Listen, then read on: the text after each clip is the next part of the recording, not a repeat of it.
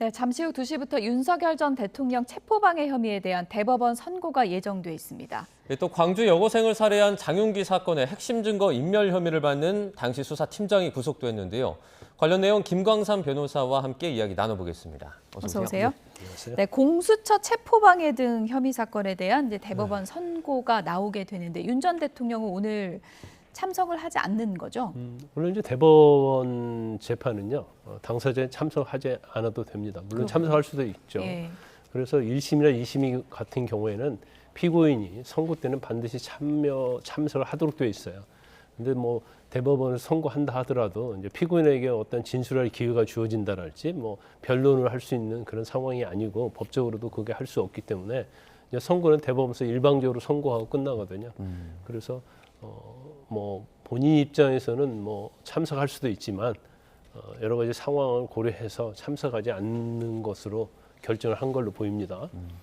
1심보다 2심에서 이제 형량이 조금 늘어났는데 대법원 선고에 영향을 미칠 사안은 좀 어떤 것들이 있을까요?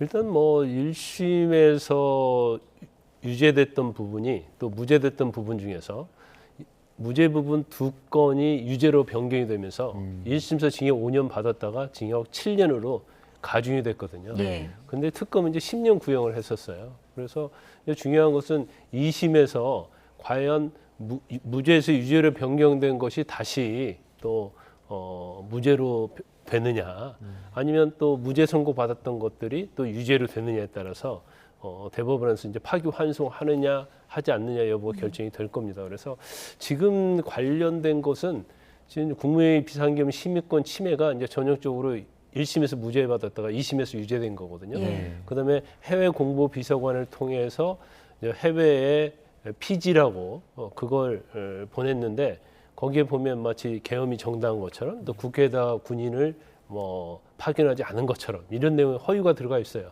이것도 1심에서 무죄됐다 유죄로 됐거든요. 이제 이런 것처럼 법률적으로 사실은 다툴 수 있는 사항이 좀 있어요. 예. 그래서 오늘 대법원에서 선고를 하면서 일부 사건에 대해서 아마 법률적으로 좀 문제가 있다고 하면 파기환송을 하겠죠. 예. 그러면 오늘 선고로서 확정이 되는 게 아니고 다시 항소심에 가서 재판을 해야 하는 경우가 생겨요.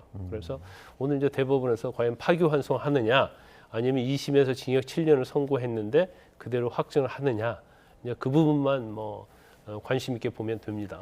윤석열 전 대통령 측에서 계속해서 강조해서 주장을 했던 거는 이제 공수처가 수사 권한 없다. 그래서 이제 체포영장 집행도 위법이다 이거잖아요. 이 판단에 대해서는 뭐 뒤집힐 가능성이 없는 건가요? 제가 볼 때는 뒤집힐 가능성이 없을 거예요. 예. 그러니까 내란죄에 대해서 과연 공수처가 수사할 권한이 있느냐. 그런데 사실 이제 공수처법에 굉장히 애매하게 돼 있거든요. 예. 공수처법에는 내란죄를 대통령의 내란죄에 대해서 공수처가 수사할 수 있는 규정이 없어요.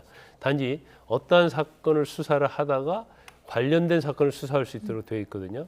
그런데 윤 전 대통령과 관련된 부분이 직권남용과 관련된 수사였어요. 그러니까 직권남용과 관련된 수사를 하다가 내란죄도 수사할 수 있다. 관련성이 있으니까. 그게 이제 공수처의 논리고, 그 다음에 윤석열 전 대통령의 논리는 이 직권남용은 사실은 부가적인 거고 예. 내란죄와 상관이 없는 것이기 때문에 이 관련이 있다고 볼 수도 없고 이미 내란죄가 주요 범죄인데 직권남용이라는 걸 추후에 끼워 넣어가지고 관련성이 있게 보는 것은 유법이다. 그렇기 때문에 공수처의 수사와 체포영장 집행이 이건 법률적으로 유법이다. 그래서 내가 저항을 한 것이다. 체포를 방해한 것이다. 이런 주장이거든요. 근데 1심이나 2심에서는 공수처가 내란죄에서 수사할 권한이 있다.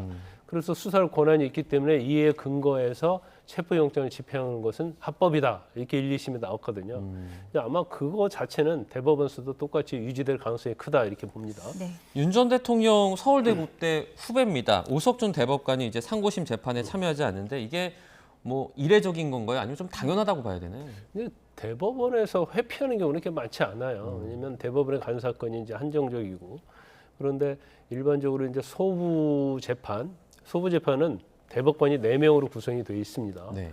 근데 그 중에 한 분이 이제 오 대법관이 윤석열 전 대통령의 1년 후배고 또 사시 공부를 할 때도 아마 같이 공부도 하고 그랬던 모양이에요. 예. 그리고 또 근무할 때도 이제 근무지에서 같이 근무한 적도 있는 걸로 보입니다. 이제 그러니까 어떻게 보면 막역하다고 볼 수 있는 거죠. 그래서 본인이 만약에 저 재판에 들어가면 재판의 공정성에 있어서 문제가 있을 수 있는 거죠. 그래서 아마 본인 입장에서 이제 회피라는 것은 이제 재판에 참여하지 않겠다는 거잖아요. 이것은 서면으로 해야 합니다. 권리는 아니에요. 서면을 하면 심사를 해서 당신이 들어오면 재판이 불공정할 수도 있겠다 하면 이제 회피를 받아들인 거죠. 그래서 이제 본인 자체가 아마 회피 신청하고 법원에서 결정을 했다. 저는 그렇게 봅니다. 네. 오후 2시부터 이제 선고가 있는데 저희 YTN이 실시간 속보를 통해서 내용을 전해드리도록 하겠습니다. 잠시 뒤에 좀 확인해 주시면 좋을 것 같고요. 장윤기 사건 부실 수사 논란도 커지고 있는 상황입니다. 네. 고 이채원 양의 유족은 믿었던 경찰이 어떻게 이럴 수 있느냐, 과연 경찰은 누구 편이냐 이렇게 비판을 했는데요. 그 내용 먼저 잠시 듣고 오도록 하겠습니다. 가해자가 경찰 가족이라는 이유로 사건을 축소하고 조직으로 은폐하고 있었습니다. 누구보다 엄정하게 수사하고 우리 채은이의 억울함을 풀어줄 것이라고 믿었던 경찰이 우리 편이 아니라 살인마의 편이었습니다. 증거를 확보해야 하는 기본적인 사항도 지키지 않는 자들이 감히 경찰을 사칭합니까? 이건 네, 뭐 경찰이 우리 편이 아니라 살인마의 편 아니냐 이렇게까지 이제 비판의 목소리를 냈습니다. 얼마나 지금 뭐 억장이 무너지는 심정이라고 할 수 있을 텐데 장윤기 수사 증거인멸 혐의를 받는 당시 수사팀장이 이제 구속이 됐습니다. 케이블 타이를 자기는 중요 증거로 보지 못했다 뭐 주장을 했다고 하는데 받아들여질 리가 없는 거죠. 그 당시에 이 범행이 제공된 차량에 대해서 영상을 촬영을 했어요. 네. 근데 영상 촬영 내용에 보면 수사팀이 케이블 타이를 발견했다는 거예요. 그런데 그때 나왔던 이야기가 케이블 타이 있네? 그랬다는 거거든요. 예. 그러면 수사를 뭐 사실 경험이 없다 하더라도 케이블 타이가 있었다는 것은 결과적으로 피해자를 납치를 해서 뭔가 결박을 하고 그다음에 뭐 성적인 목적으로 범행을 하려고 했다는 것을 당연히 알 수 있는 거 아니겠어요?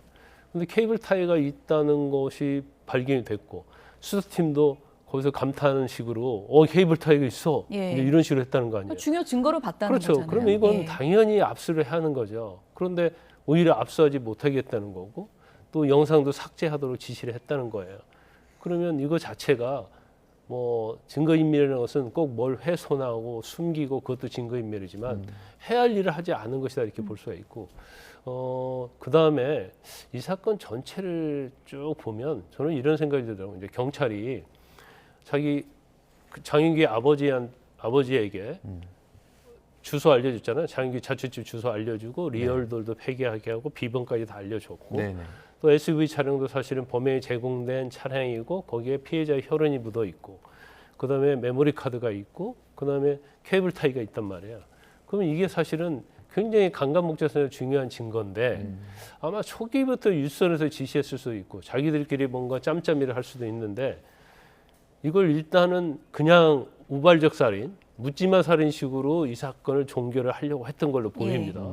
그런데 이 중요한 증거들에 대해서는 사실은 압수수색해서 확보를 하게 되면 그냥 우연한 살인으로 갖고 갈 수 없잖아요. 근데 그러다 보니까 의도적으로 이것을 확보를 안 했는데 그리고 자기들이 이걸 만약에 증거인멸을 하게 되면 증거인멸죄가 되는 거거든요, 자신들이.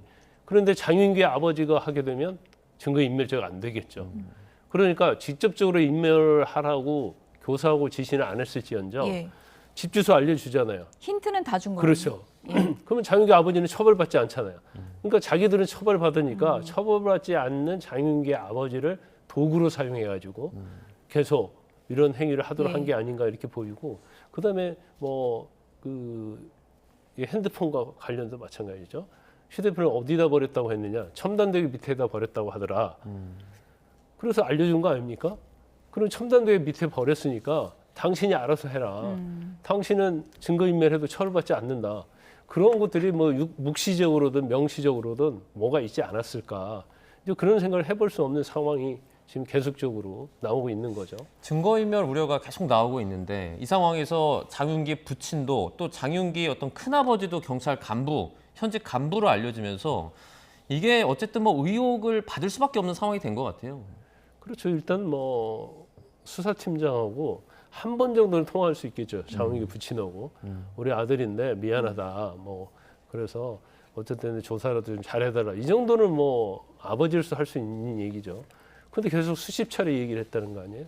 그런데 사실은 그 수사팀장하고 장윤기 아버지하고는 그렇게 인면식이 없대요. 그런데도 선배님 하면서 지금 수사 정보 다 알려줬잖아요. 네. 그리고 뭐 SUV 차량이랄지 그다음에 집에 뭐 그런 거 다 정보 다 알려주고. 통화를 여러 번 했잖아요. 그렇죠. 그러면 서로는 안면이 없어요. 예. 그런데 어떻게 이렇게 통화를 많이 하고 이 비밀을 다 알려줬을까? 그러면 윗선에서 어떠한 잘해주라랄지 아니면 통화하면서 뭔가 잘 봐주라 이런 것들이 있지 않았을까라는 생각을 해볼 수 있죠. 그래서 5월 5일 날 사실은 이 사건이 발생했는데 이제 다음 날 뭐 서장 주재 회의를 했다는 거 아닙니까? 그 회의를 하면서 뭐 장윤기 아버지가 경찰인 것이 새어나가지 않도록 하라 이런 얘기를 했다는 거예요. 그러면 경찰의 아버지이기 때문에 예를 들어 그게 문제가 되면 이제 경찰에서 수사 공정성 이런 게 문제될 거 아니에요. 그러면 결과적으로 단순한 살인으로 이 사건을 송치하는 데 있어서 또 장애가 될 수 있으니까 이제 의도적으로 그런 게 아니냐 이제 그런 우리가 합리적인 의심을 할 수 있다. 저는 그렇게 봅니다. 네. 그러니까 정말 뭐 특수관계가 아니고선 이렇게까지 할 수 있느냐 여러 가지 추측이 나오기 있기 때문에 이 부분도 수사를 통해서 이제 밝혀져야 될 부분이고 끝으로 이 질문도 좀 드릴게요. 그냥 정보를 흘려준 게 아니라 차량을 부친에게 돌려준 이후에도 이제 블랙박스나 내비게이션 보러 가는 계획까지 얘기해 줬다는 거잖아요. 이건 좀 그렇죠. 조직적으로 이루어진 거 아니냐 이런 의심이 들 수밖에 없는 것 같습니다. 이 블랙박스는 이제 내비게이션은 엄청나게 중요한 예. 거예요. 더군다나 이제 블랙박스를 보면 이전에 했던 장윤규의 행동 이런 걸 볼 수가 있고 또 내비게이션을 확인해 보면 이제 유치 추적, 그러니까 과거의 유치 추적을 다 할 수 네. 있잖아요. 그러면 수사에서 굉장히 도움이 되는 거고. 중요 단선 다 있는 거죠. 그렇죠. 예. 그러면 사실은 차량을 돌려주지 않았어야죠. 계속적으로 차량이 범행 도구였기 때문에 이것도 사실은 압수를 해야 할 대상이거든요. 근데 그걸 돌려주고 난 다음에 이제 보러 갈 테니까 정보를 알려준단 말이에요. 그러면 어떻게 아버지 입장에서 보면 아 내비게이션이랄지 뭔가 블랙박스에 자기 아들에 대해서 장윤기에 대해서 뭔가 불리한 것이 나오면 그건 굉장히 좋지 않은 거잖아요. 예. 그럼 어떻게 보면 우리가 보러 갈 테니까 그걸 당신이 알아서 삭제를 하든지 없애든지 하라. 뭐 이렇게 들리지 않겠어요? 뭐 그렇게 할 필요 없는 거잖아요. 그냥 한번 만나자고 할 때 차량을 한번 살펴보고 싶다. 뭐 이 정도는 할 수는 있겠죠. 근데 구체적으로 뭐 블랙박스, 뭐 내비게이션 이걸 지정을 해준 거죠. 그거 알아서 하라. 이렇게 우리가 의혹을 가질 수밖에 없는 상황이죠. 네, 알겠습니다. 오늘 여기까지 듣도록 하겠습니다. 주요 사건들 자세하게 짚어봤습니다. 김광삼 변호사와 함께했습니다. 고맙습니다. 고맙습니다.